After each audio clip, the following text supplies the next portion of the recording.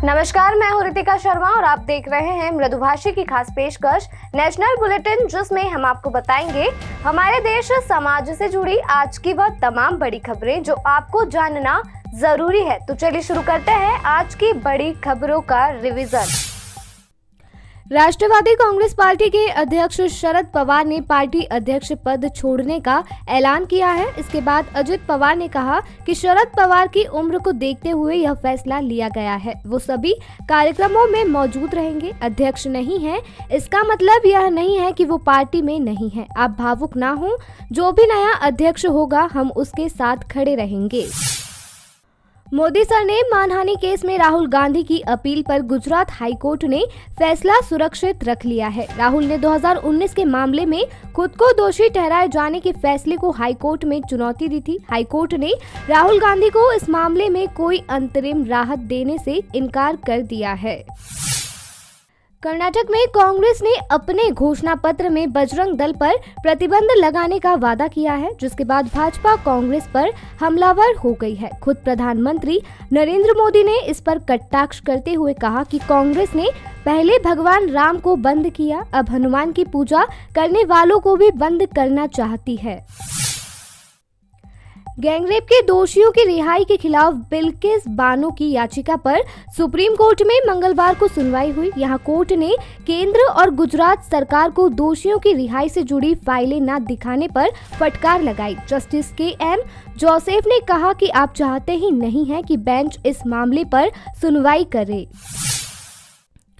दिल्ली शराब नीति केस में ईडी की दूसरी सप्लीमेंट्री चार्जशीट में आम आदमी पार्टी के राज्यसभा सांसद राघव चड्ढा का भी नाम सामने आया है। हालांकि उन्हें आरोपी नहीं बनाया गया है। राघव चड्ढा ने मामले में सफाई देते हुए कहा कि ईडी की चार्जशीट में मेरा नाम आने वाली खबरें और रिपोर्ट तथ्यात्मक रूप से गलत है। यह मेरी प्रतिष्ठा और विश्वसनीयता को नुकसान पहुंचाने के लिए किया जा रहा है।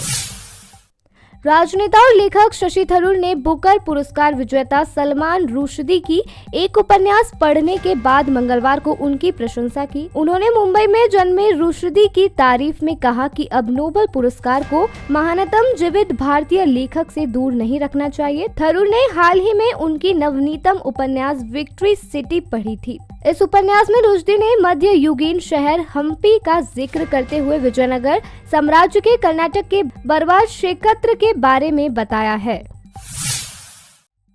तीर्थहल्ली में एक जनसभा को संबोधित करते हुए राहुल गांधी ने भाजपा और प्रधानमंत्री नरेंद्र मोदी पर जमकर निशाना साधा। राहुल गांधी ने कहा कि भाजपा की यह सरकार चोरी की सरकार है। भाजपा ने 3 साल पहले लोकतंत्र को नष्ट कर इसे चुरा लिया था। पीएम मोदी इस सरकार द्वारा किए गए भ्रष्टाचार के बारे में क्यों नहीं बोल रहे हैं? उन्हें बताना चाहिए कि कर्नाटक में भ्रष्टाचार को रोकने के लिए उन्होंने क्या कदम उठाए हैं।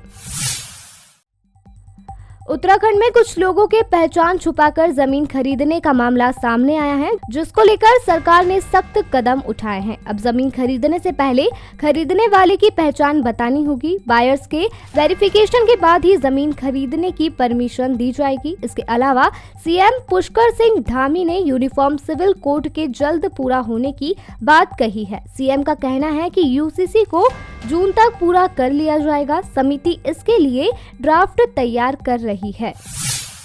सीएम योगी आदित्यनाथ चुनाव प्रचार के लिए मंगलवार को प्रयागराज पहुंचे। अतिक अशरफ हत्याकांड के बाद यह योगी का पहला प्रयागराज दौरा रहा। इस दौरान उन्होंने कहा कि प्रयागराज की धरती को कुछ लोगों ने अन्याय और अत्याचार का शिकार बना दिया, पापाचार का शिकार बना दिया था। लेकिन ये प्रकृति ना किसी पर अत्याचार करती है, ना सहती है, सबका हिसाब बराबर करके रख देती है।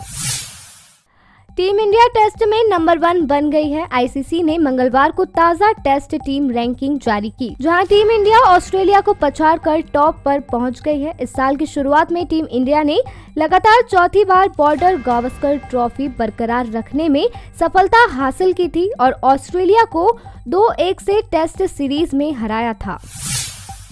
अभी के लिए इतना ही। कल फिर हाजिर होंगे दिन भर की हुई बड़ी खबरों के साथ। तब तक के लिए मृदुभाषी को सब्सक्राइब करना ना भूलें।